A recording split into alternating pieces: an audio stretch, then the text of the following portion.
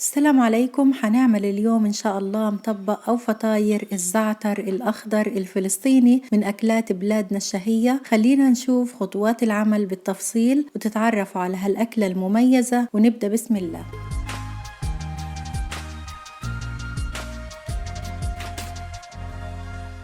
عندي كيلو زعتر، جبته مع العروق، غسلته وصفيته، بعدين نقيت الورق، طلعت معي هذه الكمية. لو جبتوه ورقته عريضة أو طويلة فيكم تفرموه شوية بالسكين، مش كتير يعني فرم خشن لأنه ممكن يمرر بالطعم لو فرمتوه ناعم.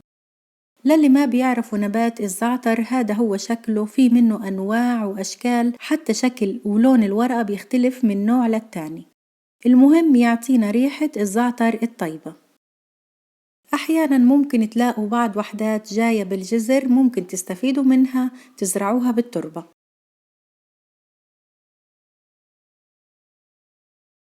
أكيد بننظفه من وراء صفرة أو تلفانة بنرميها. طريقة غسله: بنحطه بجاط وبنغمره بالمية، بإيدنا بنحرك العروق بهذا الشكل، حتى لو في رمل أو أتربة بنزلوا بالمية تحت بالقاع.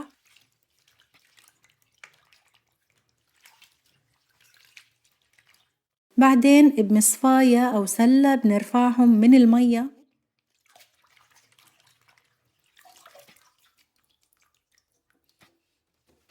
حتلاحظوا المية معكرة، بنكبها وبنتخلص منها، وبنعيد غسل الزعتر كذا مرة بنفس الطريقة اللي شفتوها لغاية ما تصفى المية وما يظهر فيها رمل أو شوائب.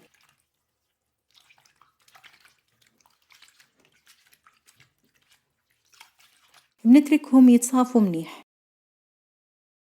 بنقي ورق الزعتر، بناخد العرق هيك وبنمسك الزهرة اللي فوق بإيد، وبالإيد التانية بنسحب الزعتر لتحت بكل سهولة. شفتوا كيف؟ هيك سهل كتير. أما لو بدنا نمسك العرق من هنا صعب وحنتغلب، فالأفضل هيك بالعكس. هذه الخطوة ممكن تعملوها قبل بيوم غسل وتنقاية الزعتر، وتاني يوم تشتغلوا فيه بالراحة. وهاي كمية الزعتر اللي طلعت معنا.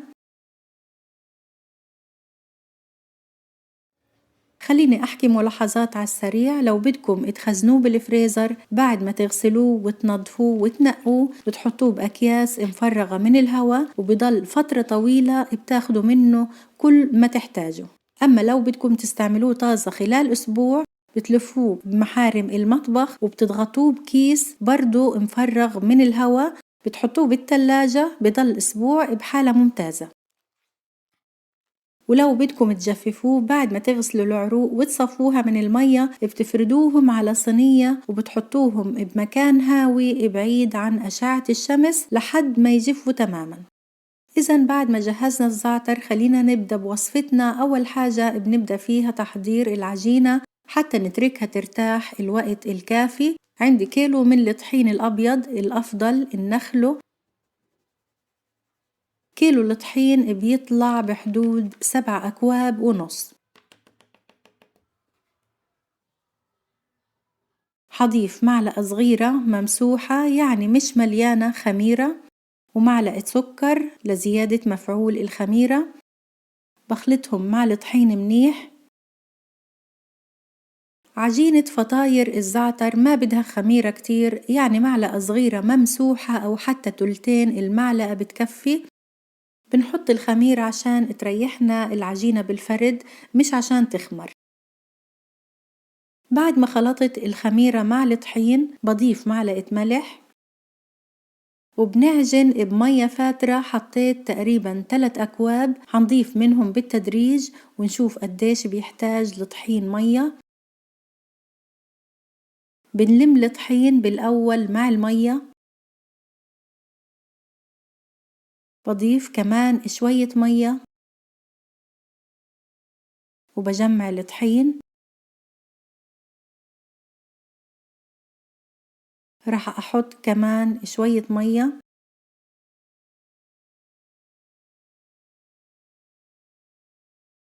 بعد ما تشرب الطحين المية رح نعجن بشكل منيح. عجينة الفطاير بدنا إياها تكون لينة وطرية شوية. بضيف لها مية شوية صغيرة.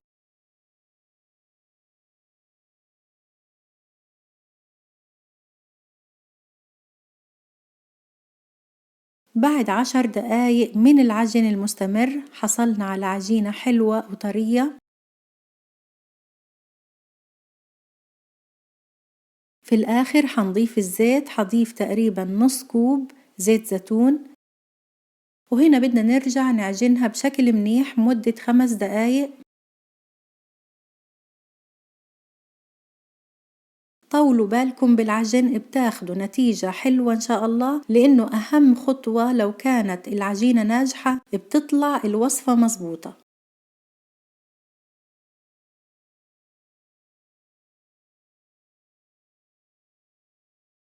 وهيك تمام، يعني كل الزيت اللي حطيناه اتشربته العجينة. شوفوا كيف طريت، هذا بخليها تمد وتفرد معنا.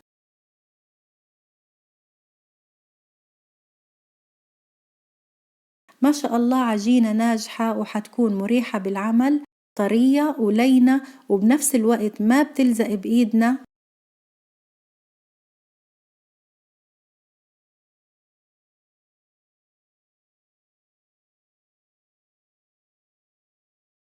بدهن الوجه بشوية زيت زيتون،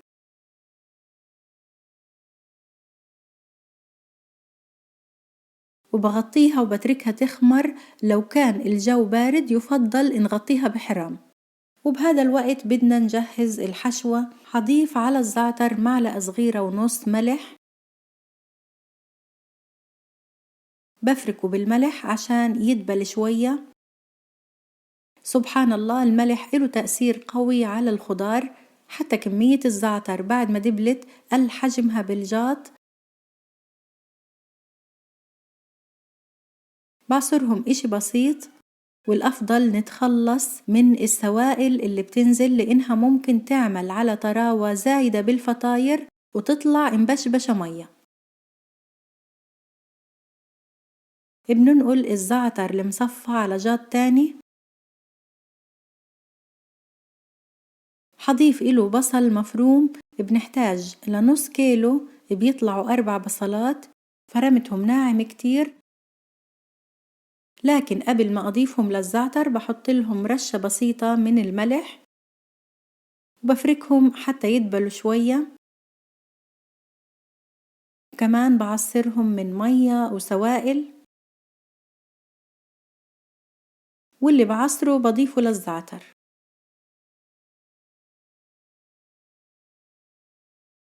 حضيف معلقة صغيرة فلفل أسمر، ومعلقتين صغار سماق مطحون، ولو بدكم أكتر ضيفوا.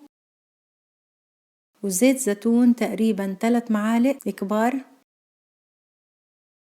بخلط كل هدول المكونات مع بعض. السماق اختياري، في ناس ما بتضيفوا. بالنسبة للملح أضفناه للزعتر والبصل، ما بنحط هنا إلا بعد ما نخلط ونشوف إذا بيحتاج أو لا. هذا هو خليط الزعتر، أصبح جاهز. ملحه تمام، ما بده زيادة. ونرجع لعجينتنا بعد ما مر نص ساعة عليها. ما شاء الله عجينة رائعة، طراوتها غير شكل.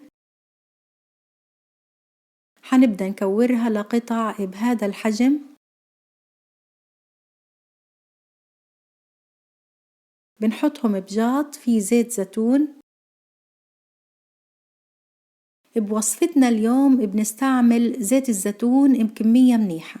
هي هيك الوصفة غنية بالزيت، وهذه هي أكلات أجدادنا اللي كلها فايدة وبتعطي الجسم صحة وعافية. للأسف كتير من جيل اليوم ما بيعرفوها أو ما بيحبوها لأنهم ما تعودوا عليها. بدهن الوجه بشوية زيت.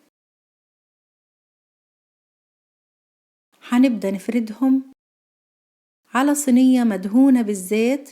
بناخد القطعة، بنمدها عشان مرتاحة بتمد معنا بسهولة.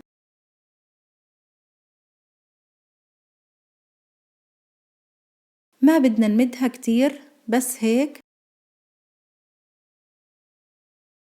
بنحط كمية منيحة من الزعتر، بوزعه على كل العجينة. بنتني هذا الطرف للنص وبضغط. بضيف شوية حشوة، بدنا نكون كريمين بإضافة الحشوة عشان ناخد طعم مميز. بعدين بنتني الطرف التاني وبضغط، برضو بضيف شوية زعتر. بعدين بناخد هذا الطرف وبنتني والطرف التاني. هيك ممتاز، حنتركها ترتاح منيح. هاي واحدة تانية، بنمد بإضافة الزيت. هذه الأكلات حلوة نعملها بالشتاء وخاصة بموسم الزعتر الأخضر.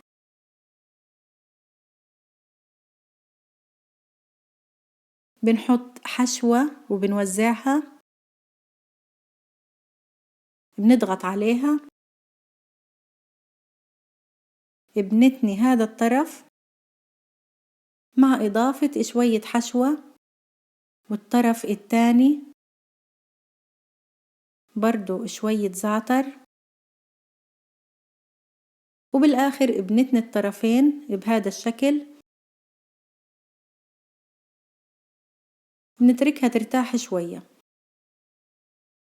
الخطوة الأخيرة بدنا نجهزهم للخبز. بنبدأ ناخد من القطعة اللي عملناها أول إشي بتكون ارتاحت منيح، حنفردها هنا وبعدين ننقلها على صينية الفرن اللي لازم نكون دهنينها بالزيت منيح. بدنا نفرد ونمد على قد ما نقدر عشان تطلع قطعة المطبق رقيقة ومش معجنة.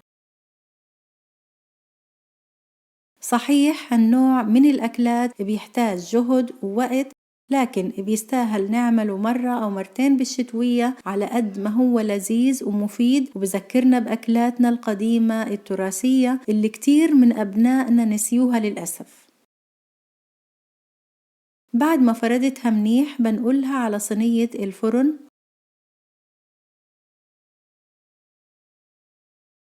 وكمان ممكن نفرد بنفس الصينية اللي بدنا نخبز فيها. ندهنها أكيد بالزيت بالأول، بنمد بشكل منيح، مش مهم الشكل يطلع مدور مربع، المهم الطعم. هذه القطعة فردتها أكتر تعطينا نتيجة أفضل. جهزت صينية وهي كمان صينيتين صغار. قبل ما ندخلهم الفرن بنعيد عليهم، بنفردهم كمان شوية. الفرن حميته من قبل، بندخلهم على نار قريبة للعالية، بتكون النار من تحتهم لغاية ما نشوف اللون اتحمر. بعدين بنشغل عليهم النار، بنحمر الوجه والدرجة على حسب ما بدنا. طلعت أول صينية من الفرن، ما شاء الله، يعني كمية الجمال مش طبيعية، والريحة الحلوة مملية البيت، هشة ومحمرة بشكل منيح. لو بتحبوا ممكن تقسموا القطعة مربعات وتقدموهم مع كاسة شاي وشوية مقبلات موجودة عندكم بالبيت. وهذه اللي فردتها أكتر، شايفين كيف الطبقات الرقيقة؟ احكولنا بالتعليقات إيش رأيكم. لازم تجربوا تعملوا هالوصفة الرائعة وتكونوا فخورين أمام العالم كله بوصفات بلادكم ذات الطعم الجميل والفايدة الكبيرة. وصلنا لنهاية فيديو اليوم، السلام عليكم.